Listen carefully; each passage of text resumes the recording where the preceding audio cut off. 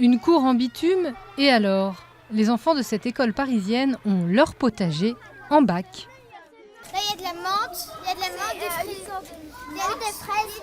Sensibiliser les élèves aux enjeux du réchauffement climatique passe par des actions concrètes. Première chose, on trie ses déchets. Les CM2 aident les CP, encore trop petits pour verser la poubelle dans la benne, mais bien assez grands pour comprendre de quoi il s'agit. Sinon, il faudra couper les arbres. Et en plus, les arbres, ça sert à respirer. Oui, à nous faire respirer les plantes. Et c'est pour ça que sur la Lune, on ne peut pas respirer. Il faut une tenue.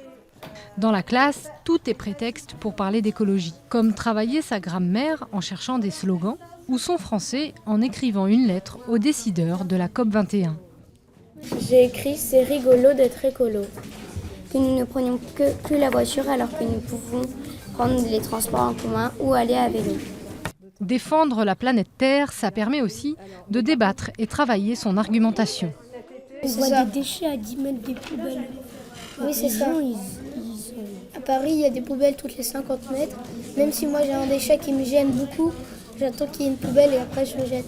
Vous êtes vraiment les plus formidables ambassadeurs qui soient. Hein. Les adultes vous écoutent. C'est la faute des autres. Donc ça, vous n'entendrez jamais ce discours dans la bouche d'un enfant.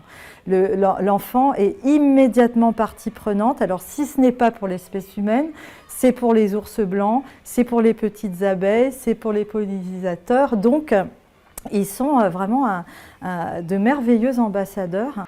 De petits ambassadeurs dans la cour de l'école, mais aussi chez eux et dans leur quartier.